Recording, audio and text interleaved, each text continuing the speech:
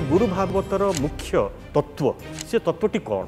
श्री गुरुदेव प्राणम खोजे पाद तब तुम श्री पयर ध्यान रे एकाग्रता से मन चार ये चारिटी धारी कौन साई बाबा को समर्पित था? पछत पटे गुरु थे गोटे पछत पटे भाव थिला जो नवाक्षरी छंद रे लिखिबार जो धारा ये कौन पुराना भागवत रु एटा ना ये आपन निजर? या गुरु मु 14 अक्षर एक्चुअली गोप्य रोग ता गुरु माँ को पढ़ेला से तू छोट छंद लिखुन बड़ कहीं लिखुचु किंतु साई बाबा को आपन गुरु बोली मानिछंती किंतु आपन कहउछंती भक्त कृष्ण वंदे जगत गुरु कृष्ण भक्त नथिले साई को आपण सद्गुरु बोली कहती ये सद्गुरु और गुरु भीतर फरक टी कौन? मैथमेटिक्स टीचर भी गुरु फिजिकल एजुकेशन टीचर भी गुरु किंतु जो गुरुटा आध्यात्मिक उन्नति करिया ईश्वर मिलन प्रयास हो सेटा सद्गुरु शिरडी साईं की आपण भगवान बोली मान आम मैंने विष्णु को देखिलु ब्रह्मा को देखिलु आम प्रतीक को पूजा करूँ।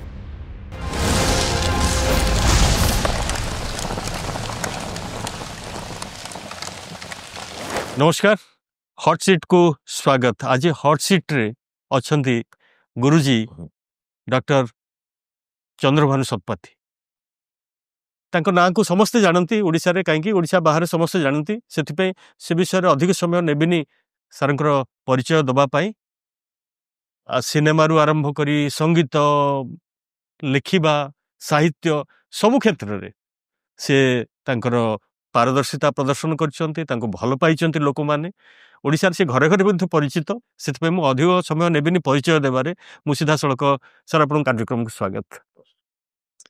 सर एबे आपनकर कार्तिक पूर्णिमा दिन जोटा सबुठ बड़ आपनकर उपलब्धि बोली आमे विचार करू जे गुरु भागवत तार 25 वर्ष पूर्ति हला 2000 मसीहा से कार्तिक पूर्णिमा दिन 4 लाइन लिखिकी आपन तार आरंभ करथिले एबे या भितर 25 वर्ष बीती गलानी आम भी देखुछु सेटा ओडिशार भारतर सबु आंचलिक भाषा रे अनुदित ता छड़ा मध्य वैदेशिक भाषा रे मध्य अनुदित एबे तो शुणुथुलु चीन भाषा रे मध्य ताकू चाइनीज भाषा रे अनुवाद करा जाउछि। ये जो गुरु भागवत ये घरे घरे लोक मध्य वर्तमान ताकू पढुचंती आपनकर भी उद्देश्य थिला जे भागवत टुंगी रे जेमती भागवत पढ़ा जाउथला ये मध्य ताकू सेमती गोटे आंदोलन हवा पाई बोलिकरी आपण मन रे धारणा थिला। मु टिके आपनको मुहरु आम दर्शकों पई जानिया को चाहिबी ये गुरु भागवतर मुख्य जोटा तत्व से तत्वटी कौन? गुरु भागवत मते लिखिली मु लिखिबी को लिख रथली सर आज मोर मन अच्छी बसंत बिहार गोटे घर थिला दिल्ली रे मो कॉर्पोरेशन थी इंडियन ऑयल मो से रूम टा भी मन अच्छी झरका भी मन अच्छी चंद्रटा मन अच्छे कार्तिक पूर्णिमा चैनल जस्ट गोटे भाव आसे लिखापी जेहेतु मु शिरडी साई बाबा भक्त तेणुक जो मुझे लिखी से गुरु लिखली नाम न लगे वही 4 लाइन श्री गुरुदेव प्राणम खोजे पाद तब तुम श्री पयर ध्यान रे एकाग्रता से मन चार कौ स्पृहारू कौ स्फूर्ति कौ भाव किसी विचारण कर नी जस्ट लिखली जो लिखला मत गोटे अत्यंत आत्मसंतोष है जे मुझे लिखिपारी कही जो नवाक्षरी छंद रे लिखिबार जो धारा ये कौन पुराना भागवत रु एटा ये तार इन्फ्लुएंस रे ना ये आपन निज कह दे शुण तो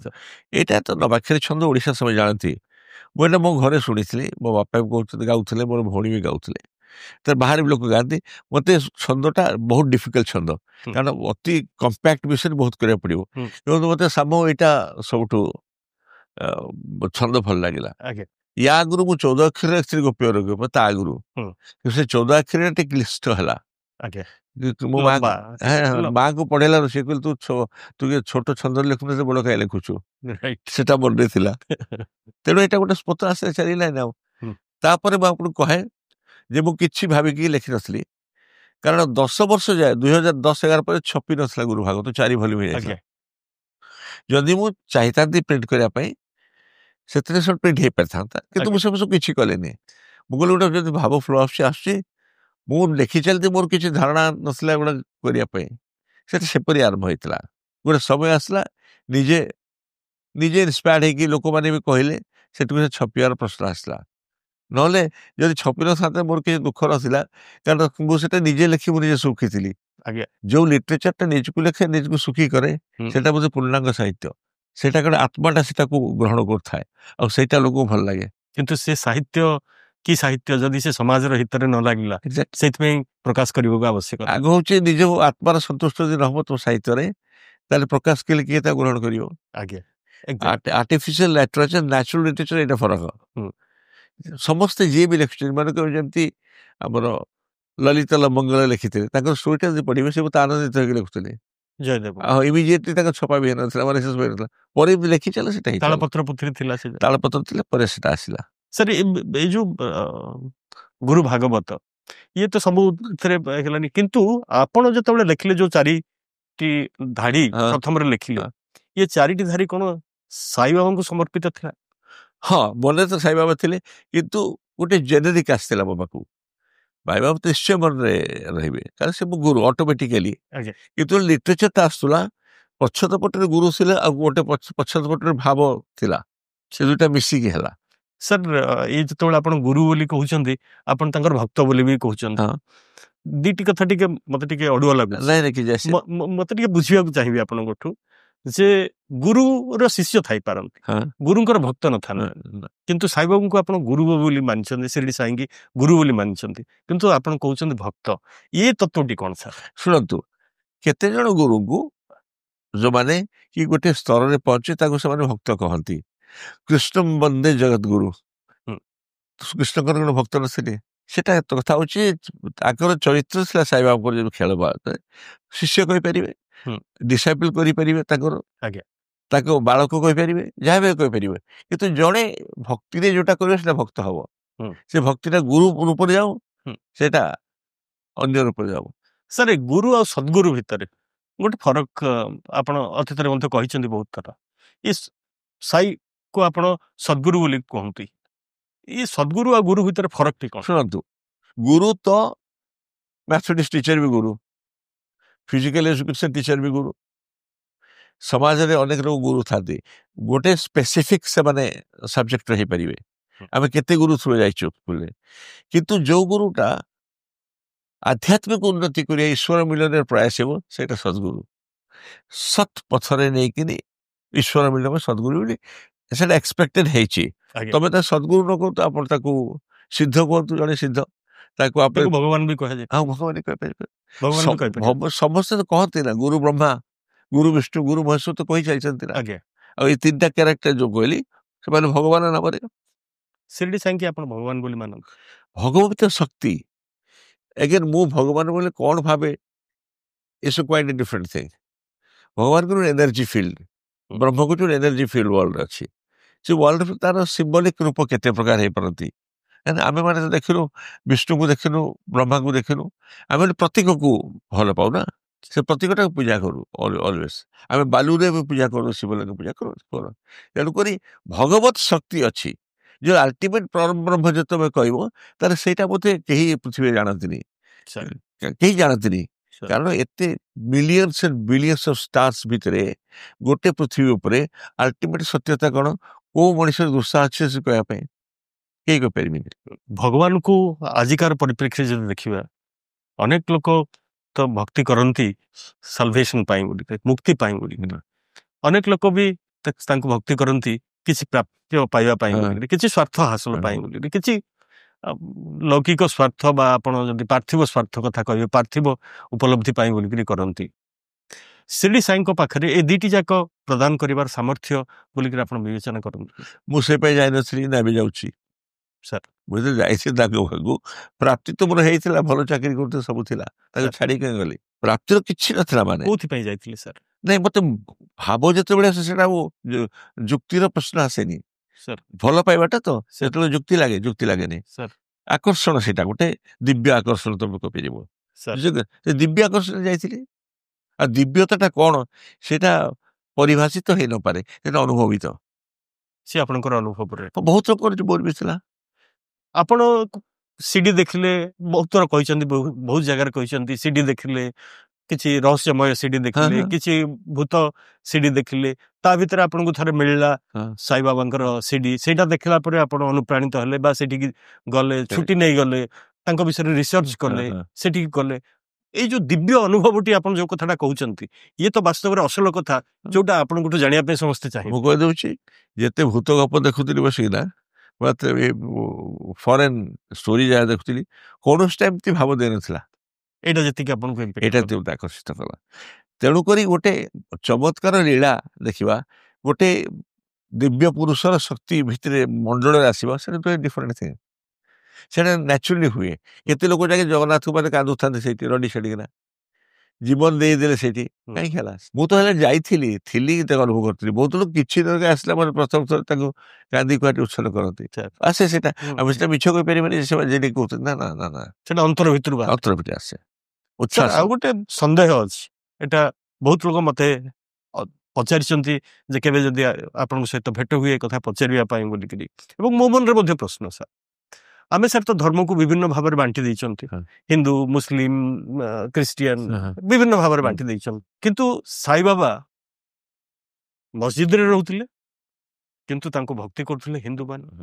ଇଏ କେମିତି ସମ୍ଭବ ହେଲା? ଯେତେବେଳେ ଇଏ ଗୋଟେ ମାନେ ଊନବିଂଶ ଶତାବ୍ଦୀର କଥା ଯେତେବେଳେ ଆମେ କହୁଛନ୍ତି, ସେତେବେଳେ ତ ଆହୁରି ଷ୍ଟନ୍ସ ଥିବ, ଆହୁରି ଜୋରଦାର ଲଢେଇ ଥିବ, ସେ ସମୟରେ ଏମିତି ହଉଥିଲା ସାର୍? ଭଲ ପ୍ରଶ୍ନ। ଭଗବାନ କେବେ କହିନଥିଲେ ତାକୁ ବାଣ୍ଟିବା ପାଇଁ, କିନ୍ତୁ ତ ବଣ୍ଟା ହେଇଥିଲା ସାର୍। ଭଗବାନ ତାକୁ ବାଣ୍ଟିବ କେବେ ନିଜକୁ?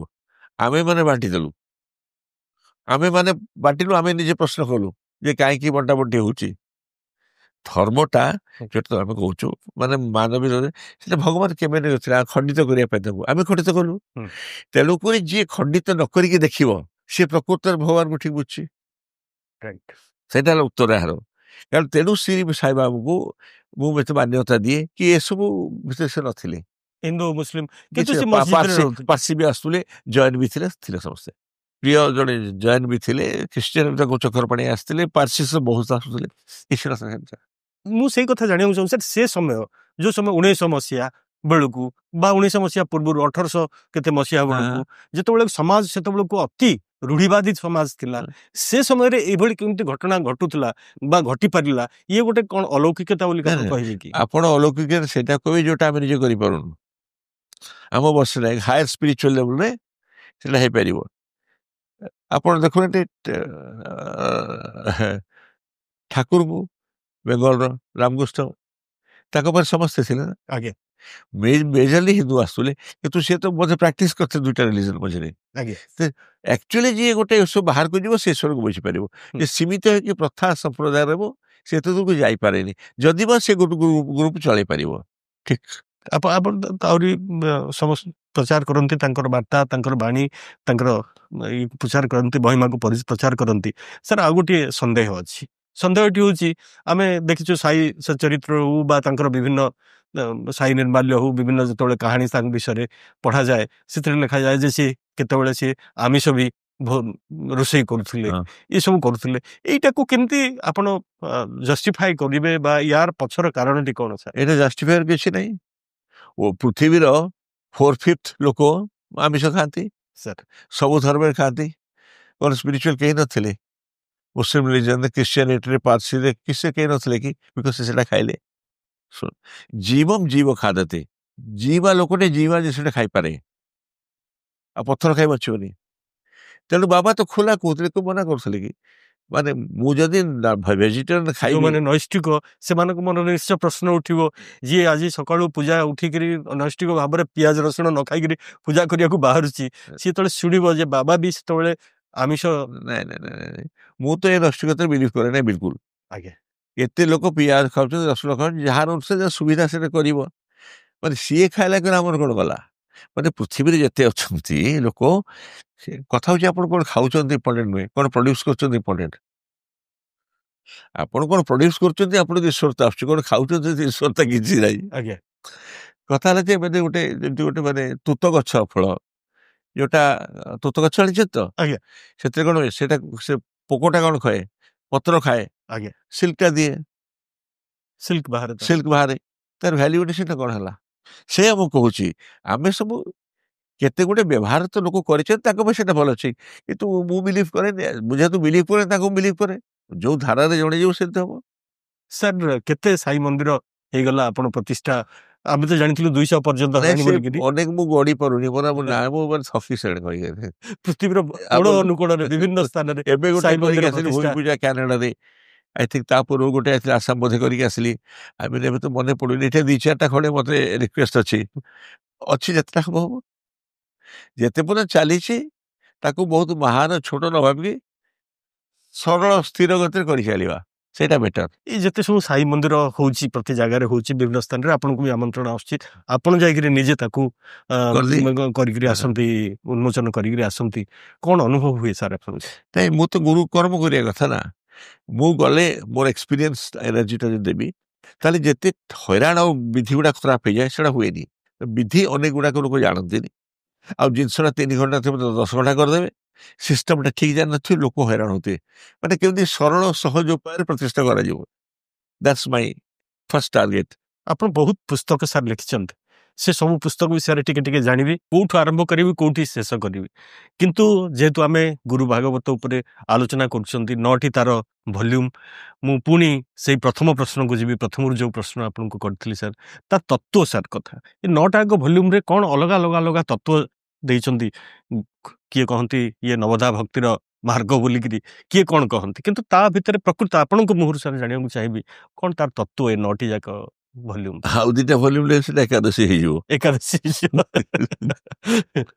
ଶୁଣନ୍ତୁ ମୋର ପ୍ରାୟ 70 ଖଣ୍ଡେ ବହି ସବୁ ଭେରିୟସ୍ ଭାଷାରେ ରିସର୍ଚ୍ଚ ଗୁରୁ ଭାଗବତର କେତେ ଭଲ୍ୟୁମ୍ କେତେ ଭାଷାରେ କେତେ ଖଣ୍ଡ ପର୍ଯ୍ୟନ୍ତ ହେଇଛି ନୁହେଁ କି ସବୁଗୁଡା ସବୁ ଖଣ୍ଡ ହେଇଛି ଚାଲିଛି ଯେମିତି କାଲି ସାଂସ୍କ୍ରିଟର ସେକେଣ୍ଡଟା ଗଭର୍ଣ୍ଣର ବାବୁ କଲେ ସେଟା ହେଇସାରିଛି ଅସଲ କଥା ହେଲା ଗୁରୁ ଭାଗବତ କ'ଣ କହିବାକୁ ଚାହୁଁଛି 3-4ଟା ଜିନିଷ ମୁଁ କହିଦିଏ ପ୍ରଥମ ହେଲା ଆମର ଆଦିମ କାଳରୁ ଯୋଉ ଗୁରୁ ପରମ୍ପରା ଥିଲା ମାନେ କି ବ୍ୟାସ କୁହ ବଶିଷ୍ଠ କୁହ ସେଟା କ'ଣ ଥିଲା ଆମର ଐତିହାସିକ ସାଂସ୍କୃତିକ ବ୍ୟାକଗ୍ରାଉଣ୍ଡରେ ଗୁରୁ ପରମ୍ପରା କ'ଣ ଥିଲା ଆମର ସେଥିରେ ଯୋଉ ରାମାୟଣ ମହାଭାରତ ଲେଖା ହେଲା ପୁରାଣ ଲେଖା ହେଲା ପୁରାଣଟା କ'ଣ ସେ ଭିତରେ ସେଗୁଡ଼ା ସବୁ ଆସିଗଲା ବେଦଟା ଲେଖା ହେଇଥିଲା କ'ଣ ସେ ଭିତରେ ବହି ଗୁଡାକରେ ଗୁରୁ ପରମ୍ପରା ବିଷୟରେ କ'ଣ ଲେଖା ହେଇଛି ମାନେ ନାରଦ ପୁରାଣ ମନେକର ଶାମ୍ବ ପୁରାଣ ଏ ଭିତରେ ସବୁ ଲେଖିଥିଲେ ବ୍ୟାସ ମୁନି ହେରିକା ଲୋମହର୍ଷଣ ସେମାନେ କିଏ ଯୋଉମାନେ ଆମର ପରମ୍ପରା ଗୋତ୍ର ଦେଲେ କିଏ ଦେଲେ ଏଇ ଗୁରୁମାନେ ଦେଲେ ଆଜ୍ଞା ଏ ଗୁରୁମାନଙ୍କ ମହତ୍ଵ କ'ଣ ଥିଲା ତାଙ୍କର ଦେଖିଲା ବେଳେ ଆଗରୁ ପିଲାଦିନ ଲୋକମାନେ ପଢଉଥିଲେ 7-8-9 ବର୍ଷରେ ପଢଉଥିଲେ ତାଙ୍କ ପୁରା ଜୀବନଟା 16 ବର୍ଷ ପର୍ଯ୍ୟନ୍ତ ତାଙ୍କ ସେ ରହିଲା ଆଜ୍ଞା ତା ବାପା ମାଇ ଆସୁନଥିଲେ ତାକୁ ଗୁରୁମାନେ ହିଁ ତାଙ୍କର ସର୍ବାଙ୍ଗୀନ କାଠ ଜାଳ ନେବାଠୁ ଆରମ୍ଭ କରିବେ ଗୋବର ଲିପା ଆରମ୍ଭ କରି ସରସନ୍ଧାନଠୁ ଆରମ୍ଭ କରି ବିଦ୍ୟା ଲ ଏଭ୍ରିଥିଙ୍ଗ ଶିଖଉଥିଲେ ସ୍ପିରିଚୁଆଲିଜମ ଯଜ୍ଞ ସେ ମୋ ସମ୍ପୂର୍ଣ୍ଣ ବ୍ୟକ୍ତିତ୍ୱ ଦଉଥିଲେ ଆଜି ସେଇଟା ହେଇପାରିବନି ଆଉ ତମର ଡିଫରେଣ୍ଟ ସବଜେକ୍ଟ ପାଇଁ ଅଛି ଭେରି ଡିଫରେଣ୍ଟ ଗୁରୁ ଆଜି ସ୍ପିରିଚୁଆଲ ଗୁରୁ କରେ ସେଟା ଡିଫରେଣ୍ଟ ଆଉ ଫରେନ୍ କଣ୍ଟ୍ରି ଯୋଉମାନେ ବେଶୀ ପଢେ ତାଙ୍କୁ ମେଣ୍ଟର କହନ୍ତି ମେଣ୍ଟର କହିବେ ତାଙ୍କର ସ୍ପିରିଚୁଆଲ ପଏଣ୍ଟ ଆଡିକ୍ସନ ହେଇନଥାଏ ଯଦି ବି ଇମୋସନାଲ ପଏଣ୍ଟ ଗୋଟେ ଗୁରୁ ପାଇଁ ଥାଇପାରେ ଆମର ଗୋଟେ ସ୍ପିରିଚୁଆଲ ପଏଣ୍ଟଟା ଆଡ୍ ହେଲା ଗୁରୁ ବ୍ରହ୍ମା ଗୁରୁ ବିଷ୍ଣୁ ବିକଜ ସେ ଯିଏ ପଢୁଥିଲା ତାର ରାସ୍ତା କିଛି ନଥାଏ ଆଗ୍ରସର that is why you started ସେ ପରମ୍ପରାଟା ଆସ୍ତେ ଆସ୍ତେ ଆସ୍ତେ ଆସ୍ତେ ଚାଲି ଆସିଲା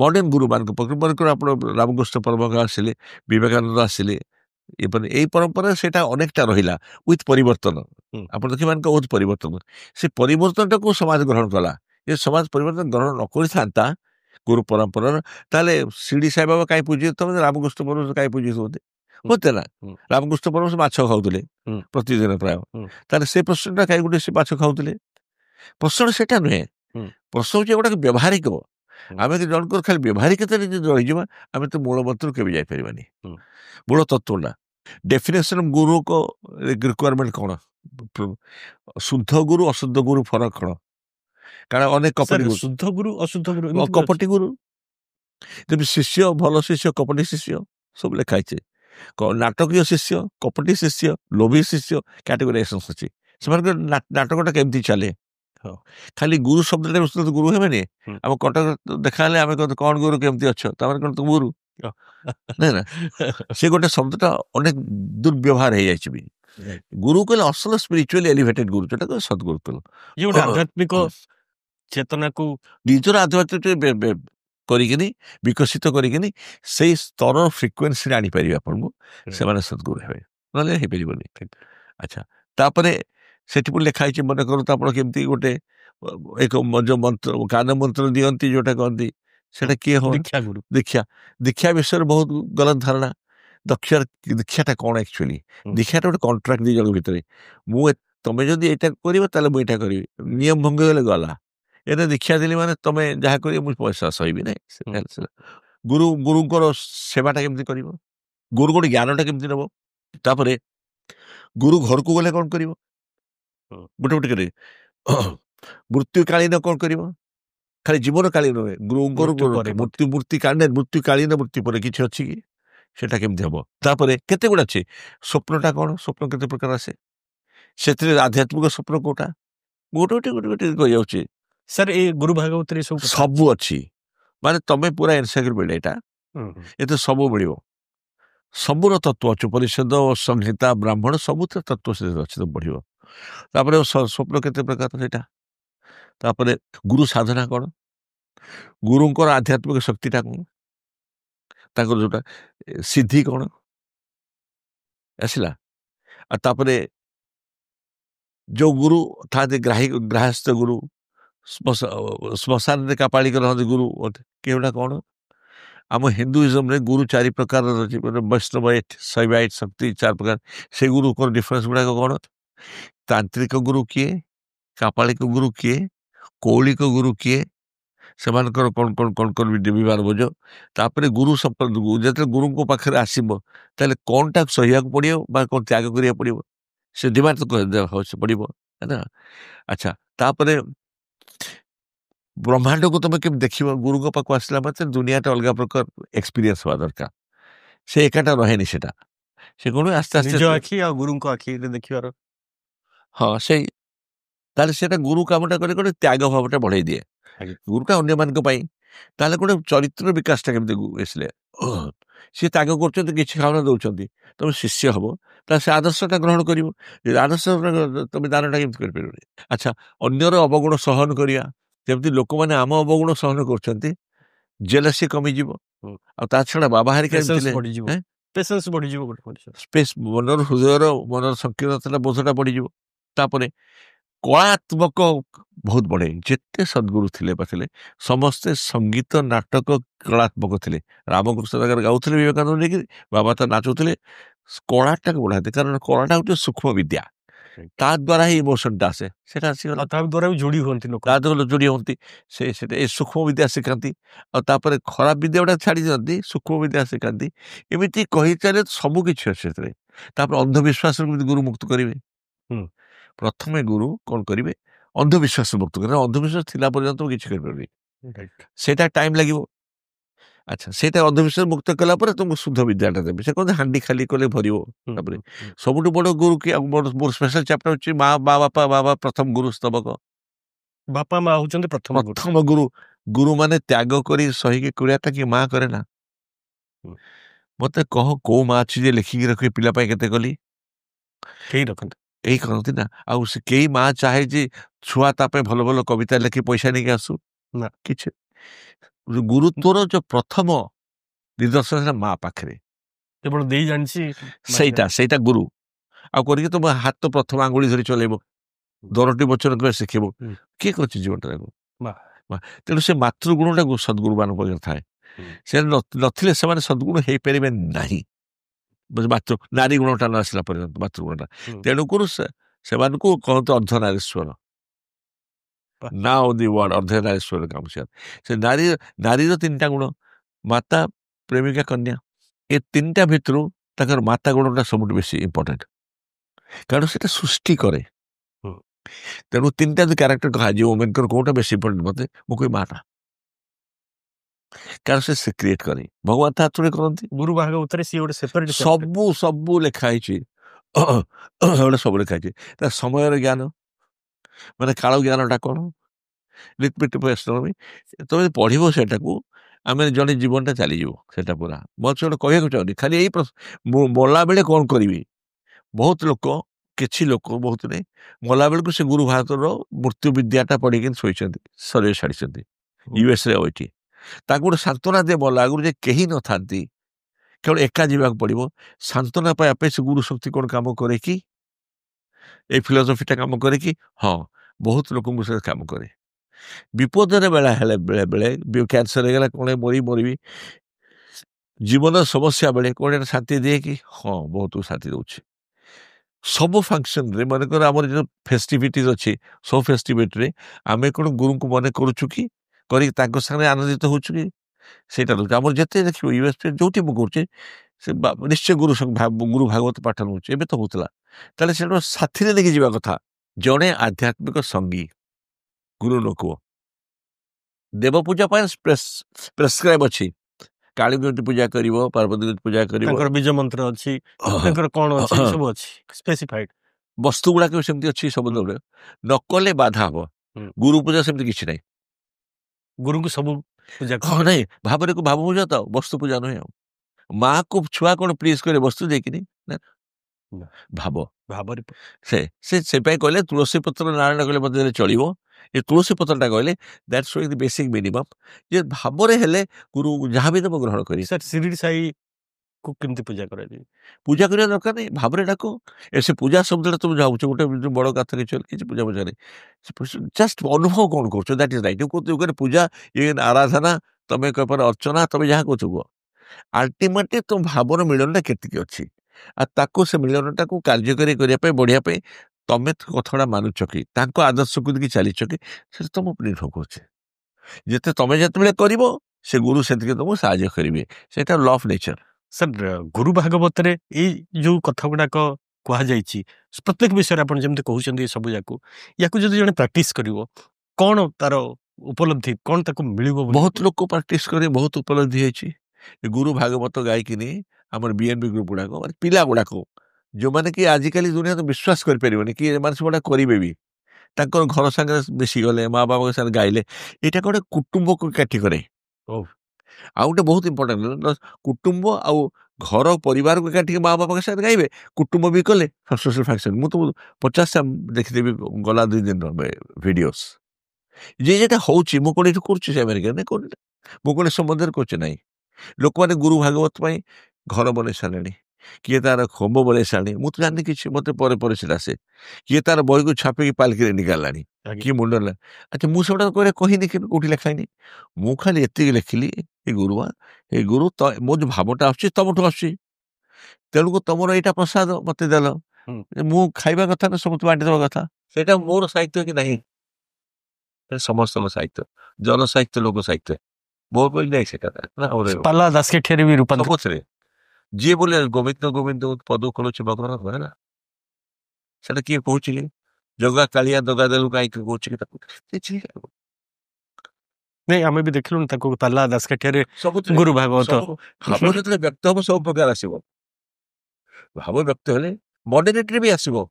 ଆଜିକାଲି ମଡର୍ଣ୍ଣ ପିଲାଙ୍କ ପାଇଁ ବାବାଙ୍କର ଲେଖୁଛି ମଡର୍ଣ୍ଣ ପିଲାଙ୍କୁ ଯୋଉଟା ଥାଏ ଗ୍ରହଣ କରିପାରିବେ। ଆଗ ଭଳି ଗ୍ରହଣ କର, ଭାଷାଟା ଚେଞ୍ଜ, ଭାବଟା ଭାଷାର ପରିବର୍ତ୍ତନ ହବ ନା। ନହେଲେ ଆମେ ଯେ ଆଗରୁ ଭାଷା ଯୋଉଗୁଡା ଥିଲା ମନେକର 100 ଭାଷାଟା କିଏ ବୁଝିବ? ଗ୍ରହଣୀୟ ନୁହେଁ ନା। ସେପାଇଁ ଇଣ୍ଟରନ୍ୟାସନାଲ କ୍ଷେତ୍ରରେ ଆମକୁ ଗୁରୁ ପ୍ରଚାର ହଉ, ଯେକୌଣସି ଧର୍ମର ଗୁରୁ ପ୍ରଚାର ଆମକୁ ମଡର୍ଣ୍ଣ ମାଇଣ୍ଡ ପାଇଁ କରିବା ପାଇଁ ପଡିବ। ଆମେ ଯଦି କରିପାରୁନୁ ଫିଲିଂ। ସାର୍, ଆପଣଙ୍କର ଆଉ ଗୋଟେ ଦିଗ ହେଉଛି ଆପଣ ଚମତ୍କାର ଗୀତ ସବୁ ଲେଖନ୍ତି। ଏବେ ଯେଉଁ ନବକଳେବର ସିନେମା ପାଇଁ ବୋଲିକିରି ଚମତ୍କାର ଗୀତ ଲେଖିଥିଲେ। ଏବେ ଆଉ ମଧ୍ୟ ଆମେ ଦେଖିଥିଲୁ ଯେ ଶ୍ରୀକୃଷ୍ଣ, ସେଇ ଗୀତ ସବୁ ଆପଣ ଲେଖିଥିଲେ, ଯାହାର ଉନ୍ମୋଚନ ବି ହେଇଥିଲା ରବୀନ୍ଦ୍ର ମଣ୍ଡପରେ ଦେଖିଥିଲୁ। ନିଜେ ସଙ୍ଗୀତ ନିର୍ଦ୍ଦେଶନା ଦେଉଛନ୍ତି ସାର୍? ମୋ ପିଲାଦିନ ଆମ ଘରେ ବାରିପଦା ତ ମ୍ୟୁଜିକାଲ। ମୁଁ ହଉଛି ବାରିପଦା କୋଉଠି ସାର୍? ବାରିପଦା ଟାଉନରେ ସାର୍, ନଦୀ କୁଳିଆ, ଗଛ ମୂଳିଆ ଆମ ଘର, ବଡ ନଦୀ କୂଳରେ ଅଛି। ଆମ ବଡ ମୋ ଭାଇ ବି ଗାଏ ଆମ ଘରେ। ବାରିପଦା ମ୍ୟୁଜିକାଲିଟି। ଉତ୍ତମ ମରିଗଲା, ମୁଁ ଜାଣିଥିଲି, ସରୋଜ ପଟ୍ଟନାୟକ ମରିଗଲା, ସବୁ ମୋ ଘର ପାଖରେ ଗଳିରେ 100 ଫୁଟରେ। Radhakrishna one of the best. ଯେତିକି ଆମେ ସେଟା ତାର ବାପା ମା ସାର୍ ସଙ୍ଗୀତ ପ୍ରତି ଆପଣଙ୍କର? ମୁଁ ହଉଛି 83 କମ୍ପୋଜର, ଅଲ୍ ଇଣ୍ଡିଆ ରେଡିଓ ଗୀତ ଗଜଲ ଭଜନରେ ଲକ୍ଷ୍ନୌ ସେ ଅଛି। ଭାବ ଆସିଲେ ତ ତମେ ତାକୁ କବିତା କର, ସାହିତ୍ୟ କର, ତାକୁ ଫୁଲ ସଜେଇବା କର, ଝୁଣ୍ଟି ପକାଅ। ସେ ଝୁଣ୍ଟିରେ ଯୋଉ ଫୁଲଟା ପକାଉଛ ସେ ଭାବନୁ ଦେଖି। 1972 ମସିହାରେ IPS ପାଇଲେ, ତାପରେ ପୋଲିସ ଚାକିରି, ବିଭିନ୍ନ ସ୍ଥାନରେ ବିଭିନ୍ନ ଗୁରୁତ୍ୱପୂର୍ଣ୍ଣ ପଦପଦବୀରେ ରହିଲେ, ରିଟାୟାର୍ଡ କଲେ, ଡିଜିପି ହେଇକିରି ରିଟାୟାର୍ଡ କଲେ 2008 2008 ରିଟାୟାର୍ଡ କଲେ। ତା ଭିତରେ କିନ୍ତୁ ଦିଲ୍ଲୀରେ ଆପଣ ଥିଲାବେଳେ ଆପଣ ଦିଟା କଥା ପାଇଁ ବହୁତ ଫେମସ୍ ଥିଲେ ସାର୍। ଯେ ଆପଣଙ୍କର ଯେଉଁମାନେ ସମସାମୟିକ ସେମାନଙ୍କଠୁ ଆମେ ଶୁଣିଛୁ, ଖବରକାଗଜରେ ପଢ଼ିଛୁ ଯେ ଆପଣ ଗୋଟେ ହେଉଛି ଆଷ୍ଟ୍ରୋଲୋଜି, ଆପଣ ବହୁତ ଚମତ୍କାର ଭବିଷ୍ୟବାଣୀ କରୁଥିଲେ। ଆଉ ଗୋଟେ ଆପଣଙ୍କର ଥିଲା ସାର୍ ପିରାମିଡ ଥେରାପି। ଏ ଦିଟା ବଡ଼ ଗୁରୁତ୍ୱ, କିନ୍ତୁ ଏବେ ତାହା ଆପଣ ଆଉ କରୁନାହାନ୍ତି। ନା ସେଇଟା କ'ଣ ଥିଲା? ପିରାମିଡ କାହିଁକି ତାକୁ ଥେରାପିଟା ଛାଡ଼ିଦେଲେ? ଆକ୍ଚୁଆଲି ବାବାଙ୍କ ପାଖକୁ ଆସିବା ପୂର୍ବରୁ 87ରେ ହେଇଥିଲା। ହୁଁ। ଗୋଟେ ଇଜିପ୍ସିଆନ ପଢୁଥିଲି, ଗୋଟେ ଅକଲ୍ଟ ପ୍ରତି ମୋର ତ ଲକ୍ଷଣ ଥିଲା। ଗୋଟେ ଛୋଟ ପିରାମିଡ ଘରେ ବନେଇଥିଲି। ପ୍ରଥମେ ବୋଧେ 6 ଫୁଟ କି 9 ଫୁଟରେ, ଆଉ ଗୋଟେ ବୋଧେ 14 ଫୁଟ ବା 11 ଫୁଟ 14 ଫୁଟ ଥିଲା। ଏକ୍ସପେରିମେଣ୍ଟ କରୁଥିଲେ ପିରାମିଡରେ ଯୋଉ ମାନେ ବହୁତ ଯୋଉ ପ୍ରିଜମ୍ପସନ ଥିଲା, ହାଇପୋଥେସିସ୍, ଯୋଉ ବଡି ଗୁଡାକ ଏତେ ଦିନ ରଖିଛନ୍ତି ଏନବାର୍ମ କରିକି, ସେଟା ଜୀବନ୍ତ କେମିତି ରହିବ, ସଢି କାହିଁ ଗଲେନି। ହୁଁ। ସେଥିରୁ ଯୋଉ ଲାଗିଲା ଯେ ହଁ ଗୋଟେ ଷ୍ଟ୍ରକ୍ଚର ଯଦି ଗୋଟେ ଆଙ୍ଗେଲରେ ବନେଇବ, ଗୋଟେ ଏନର୍ଜି ଫିଲ୍ଡ ତିଆରି ହେବ। ଫିଲ୍ଡ ତିଆରି ହେବ, ଏନର୍ଜି ଫିଲ୍ଡ ରଖିବ। ସେଇ ପାଇଁ ବହୁତ ଲୋକ ଆସୁଥିଲେ, ଡାକ୍ତର ବି ଆସୁଥିଲେ। ମାନେ ପ୍ରାୟ 300-400 ଲୋକ ଆସୁଥିଲେ ପ୍ରତି ଶନିବାରରେ। ତାଙ୍କ ଖାତା ବି ଏଣ୍ଟ୍ରି ହଉଥିଲା, ସେଟା ଚାଲିଥିଲା। ଆଉ ଜ୍ୟୋତିଷ ପାଇଁ ବି ମୁଁ ଜାଣି ସେଟା ମୁଁ କଲେଜ ଗଲାବେଳୁ ଶିଖିଥିଲି। ମାନେ ମିଛ କହିକିନି, କାରଣ ମିଛ ମୋତେ କହିକି ରାଗିଂ କରିବା କହି ଲୋକଙ୍କୁ ଖାଲି ମିଛ କହିଥିଲି, କହିକି ରାଗିଂରୁ ବଚିଗଲି। କିନ୍ତୁ ରାଗିଂରୁ ବଚିଗଲି ପରେ, କିନ୍ତୁ ଶିଖିଗଲି। ଏଇ ତ ଅକଲ ଫିଳି ହେଇଯିବ, ସେଗୁଡା ସାହାଯିବ। କିନ୍ତୁ ଥରେ ବାବାଙ୍କ ପାସ୍ ଆସିଲା ପରେ ଏ ଲୋକଙ୍କୁ ଯାତେ ବହୁତ କିଛି ଅଛି ଷ୍ଟୋରି ତାର। ବଡ ବଡ magazine writing, India today, front ସବୁ ଏମିତି ଅଛି, ହିନ୍ଦୁସ୍ତାନ ଟାଇମ୍ସ 1.5 ପେଜ। ମୁଁ ସବୁ ଛାଡ଼ିଦେଲି। ମୁଁ କହିଲି କାହାର ବାବା, ଏଗୁଡ଼ା ମୋ କାମ ନୁହେଁ। ମୁଁ ସାହାଯ୍ୟ କରିପାରିବି, ଏଗୁଡ଼ା କରିବିନି। ତାପରେ ତା ମନ୍ଦିର କାମ ତିଆରି ରହିଲା, ଏଗୁଡ଼ା ଛାଡ଼ିଦେଲି। କିନ୍ତୁ ଯୋଉ ପିରାମିଡ ଥେରାପି ଡିସମେଣ୍ଟଲ କରିବାକୁ ପଡ଼ିଲା, କରିଦେଲି। ତାପରେ କାହିଁକି ସାର୍ ସେଥିରୁ ଯଦି କିଛି ସୁଫଳ ମିଳୁଥିଲା? I could help more people by going beyond. କାରଣ ସେଥିରେ ଗୋଟେ ଲୋକ ଆସିବ, ତାର ଅଧଘଣ୍ଟା ବସିବ, ତାର ଗୋଟେ ଟେଷ୍ଟ ହବ, ସେ ଗୋଟେ ଖାବ, ସେ ଘଣ୍ଟେ ଗଲା। ମୁଁ ତ 300-400 ଲୋକ ଆସୁଛନ୍ତି, ମୁଁ କେମିତି କରିବି? ସେଥିରୁ କ'ଣ ସୁଫଳ ମିଳୁଥିଲା ସାର୍? ଅନେକ ସଫଳ ମିଳିଲା। ଦେହ ଖରାପ ହେଇଛି ଅନେକ ଲୋକର, ଦେହ ଭଲ ହଉଥିଲା। ସବୁ ରେକର୍ଡ ଅଛି, ମେଡିକାଲ ଡାକ୍ତର ବି ସାଇନ୍ କରୁଥିଲେ। ସେଥିରୁ ତ ବହୁତ ଆପଣ ଯେମିତି କହୁଥିଲେ, ବହୁତ ମ୍ୟାଗାଜିନ୍, ବହୁତ ବହୁତ ଖବରକାଗଜ ହଉଥିଲା। ତାର କିନ୍ତୁ ମୋର କହିବା କଥା, ସେଇଟା ମୋର ପାଥ୍ ଟୁ ବାବା ମୋର ହ୍ୟୁମାନିଟାରିଆନ ଆକ୍ସନ ଥିଲା। ଯଦି ମୋର ହ୍ୟୁମାନିଟାରିଆନ ଆକ୍ସନ ଖାଲି ମନ୍ଦିର ବନେଇଦେଲି, ହୁଁ। ତାହେଲେ ବେଶୀ ଲୋକ ହେଇଯିବେ, ହେଇଗଲା। ଆପଣଙ୍କ ପାଖରେ ମଧ୍ୟ ବାବାଙ୍କର ବହୁତ ପୁରୁଣା ନଥି ପତ୍ର, ହଁ, ଡକୁମେଣ୍ଟ ବହୁତ କିଛି ଅଛି ସବୁ ରହିଛି। ମୋ ପାଖରେ। ସେଟା ଆମେ ଶିରିଡି ସାଇ ସଂସ୍ଥାକୁ କିଛି ମୁଁ କପି ଗୁଡାକ ଦେଇଦେଲି। ଲାଇବ୍ରେରୀ ସେଠି ବୋଲି ମୁଁ ନିଜେ ଉଦ୍ଘାଟନ କରିଥିଲି। ସେ ଲାଇବ୍ରେରୀଟା ଆପଣ ଦେଖିବେ, ସେ ପୁରୁଣା, ମାନେ 100 ବର୍ଷରୁ ବେଶୀ, 1916ର, ସେ ସବୁ ଅଛି, ସେଠି ଦେଇଦେଲେ ସେଇଠୁ। ଆପଣ ଯେତେବେଳେ ସେଟା ସବୁ ଅଧ୍ୟୟନ କରୁଥିଲେ, ଆପଣ ବାରମ୍ବାର ଯାଉଥିଲେ, ଶିରିଡି ଯାଉଥିଲେ, ଅଧ୍ୟୟନ କରୁଥିଲେ, ଆପଣ ମୋଟାମୋଟି କ'ଣ ଗୋଟେ ଧାରଣା ତିଆରି ହେଲା ଆପଣଙ୍କର ସେ ଅଧ୍ୟୟନ? ଯେତେ ପଢିବେ ସେତେ ଧାରଣାଟା ଦୃଢୀଭୂତ ହବ, କେବଳ ଦୃଢୀଭୂତ ହବ। Naturally, and accordingly your emotion will expand. ଯେତେବେଳେ ମୁଁ ଜାଣିପାରିବି ଆପଣ କେତେ ସତ୍ୟତା ସାଙ୍ଗରେ ମୋର ଇମୋସନାଲ ଲିଙ୍କ ହବନି କି? ଆମ ଭିତରେ ଯେତେ ସବୁ ପ୍ରଶ୍ନ ବର୍ତ୍ତମାନ ଆସୁଛି, ଆପଣଙ୍କ ଭିତରେ ସେମିତି ଆଉ ପ୍ରଶ୍ନ ଅଛି ସାର୍? ନା, ମୋର ପ୍ରଶ୍ନ କିଛି ନଥିଲା। ସରି, ମୁଁ ଯାଇଥିଲି, ଗୋଟେ ଫ୍ଲୋରେ ବହିଗଲି। ଆଉ ମୁଁ ଚାକିରିରୁ ବି 2 ବର୍ଷ ଛୁଟି ନେଇଗଲି, ପଢାଇ କରି। ମୁଁ କହିଲି ଦେଖ, ଅଧା ଅଧୁରି ହବନି, ଘର ବି ଚାଲିଥିବ, କିଛି କିଛି ସନ୍ଧ୍ୟାବେଳେ ଆଉ କିଛି ଚାଲିଥିବ, ତାପରେ ସେ ସବୁ ଗୋଟା ହଉଥିବ, ନାଟ ମଜା ବି ହଉଥିବ, ତା ସାଙ୍ଗେ ଏଇଟା ବି ହଉଥିବ, ସେଟା ହୁଏନି। ଗୋଟେଟା ଛାଡିକି ଯଦି ମୋର ହବ ନାହିଁ, ତ ମୁଁ ଛାଡିକି ଯାଇଥିଲି। ମୁଁ ସବୁ ଡିଆଇଜି ଥିଲି, ଆମେ ଆଇଜି ହେଲା ପର୍ଯ୍ୟନ୍ତ ସେତିକି ଟାଇମ ମୁଁ ଛୁଟି ରହିଗଲି, କରିପାରିଲି। ଶିରିଡି ଯାଉଥିଲି, ଜାଣି କଲି ମାନେ ଏଇ ଜିନିଷ ଗୁଡାକ ଏତେ ସୂକ୍ଷ୍ମ, ତାକୁ ବସି କେମିତି ହେଇଯିବ ଭାଇ? ସାର୍, ପୋଲିସ ଚାକିରି ଗୋଟେ ବଡ ଷ୍ଟ୍ରଙ୍ଗ, ସେ ଭାରି ରୁକ୍ଷ, ଏସବୁ କଥା ଥାଏ। ତା ଭିତରେ ଡକ୍ଟର ଚନ୍ଦ୍ରଭାନୁ ଶତପଥୀଙ୍କ ଭଳିଆ ଗୋଟେ ଆଧ୍ୟାତ୍ମିକ। ନାଇଁ, ଦାସଗଣ ମହାରାଜ ତ କନଷ୍ଟେବଲ ହେଡ କନଷ୍ଟେବଲ ଥିଲେ ନା, ଯାହାର ଆପଣ ପଢୁଛନ୍ତି। ଏଇ ଦୁଇଟା ଲିଙ୍କ କରନ୍ତୁନି। ଦସ୍ୟୁ ସନ୍ଥ ହେଇଛନ୍ତି, ସେଗୁଡା ଆପଣ ନେଗେଟିଭ ଭ୍ୟାଲ୍ୟୁରେ ଯାଆନ୍ତୁନି। ପୁଲିସ କହିଲେ ସେମାନଙ୍କର ସେବା ଭାବ ଅଛି। ମୁଁ ତ ସେୟା କହିଲି, ପୁଲିସ ନ କହି ଯଦି ମୁଁ ନ କରିଥାନ୍ତି, ଏ ଭକ୍ତିରେ ଆସିନଥାନ୍ତି। କାହିଁକି?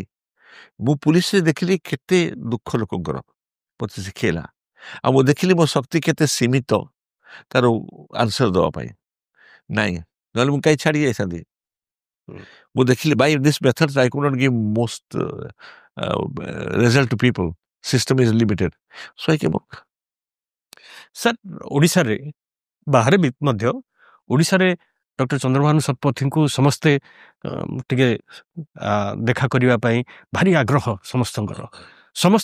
ସମସ୍ତଙ୍କ ଭିତରେ ଗୋଟେ ଧାରଣା ମଧ୍ୟ ଅଛି ଯେ ଡକ୍ଟର ଚନ୍ଦ୍ରଭାନୁ ଶତପଥୀଙ୍କ ପାଖରେ ଗୋଟେ ଅଲୌକିକ ଶକ୍ତି ରହିଛି। ସାର୍ ସେ ଶକ୍ତିଟା କ'ଣ ସାର୍? କିଛି ନାହିଁ, ସରଳତା। ଶକ୍ତି ଫକ୍ତି କିଛି ନାହିଁ ଖାଲି ଯଦି ଥିବ ତମେ କଣଟା ଜାଣିବ ନା ମୁଁ କଣଟା ଜାଣିବି।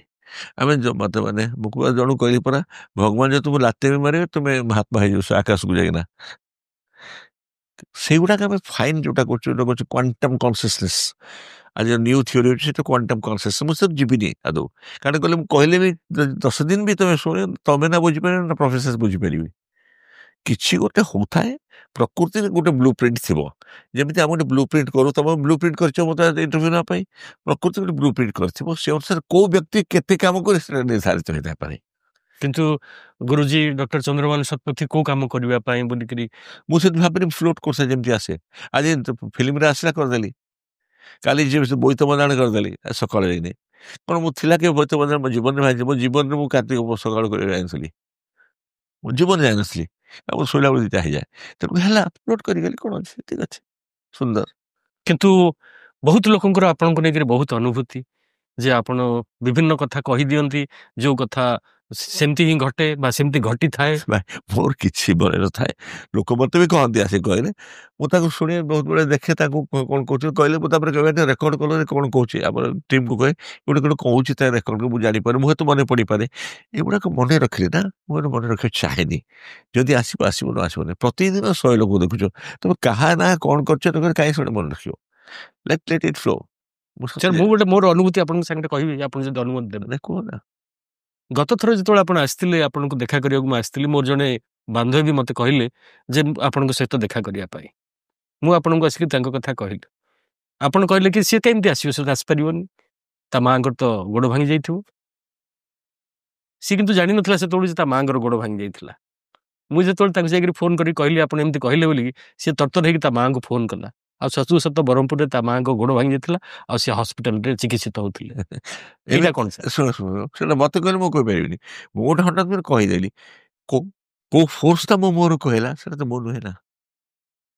ମୁଁ ତ କନସିୟସଲି ଲଜିକାଲ କରନ୍ତି ଏମିତି କହିଲେ ଏମିତି ଶହ ମୁଁ ସେ ଭିତରକୁ ଯାଏ ନାହିଁ। ମୁଁ ସେଇ କଥାଟା ସାର୍ ଜାଣିବାକୁ ଚାହୁଁଛି ଆପଣଙ୍କଠୁ, କେମିତି ଆସେ ଆପଣଙ୍କ ମନକୁ? ମୁଁ ସେଇଟା ମୁଁ ନିଜେ ଜାଣେ, ସେଟା ମୁଁ ସମସ୍ତଙ୍କୁ ପଚାରୁଥିବା ଏଇଟା କେମିତି ହେଲା, ମତେ ତମେ କହୁନା କେମିତି ହେଇଥିଲା। ମୁଁ ସେ ପ୍ରଶ୍ନ ବି ତମକୁ ପଚାରି, କାରଣ ଆମର ତ ରେକର୍ଡ ଅଛି, ମୁଁ ସମସ୍ତଙ୍କୁ ପଚାରି କେମିତି ହଉଛି ମୁଁ ଜାଣିନି। ସେଥିପାଇଁ ଆପଣ ଯୋଉଠିକି ଯାଆନ୍ତି ବହୁତ ଲୋକ ଆପଣଙ୍କୁ ଦେଖା କରିବା ପାଇଁ, ଆପଣଙ୍କର ସଂସ୍ପର୍ଶରେ ଆସିବା ପାଇଁ। ଦେଖ କେହି ଜଣେ ପ୍ରଶଂସା କରେ, ସେଟା ତାର ମହାନତା ମୋର ନୁହେଁ।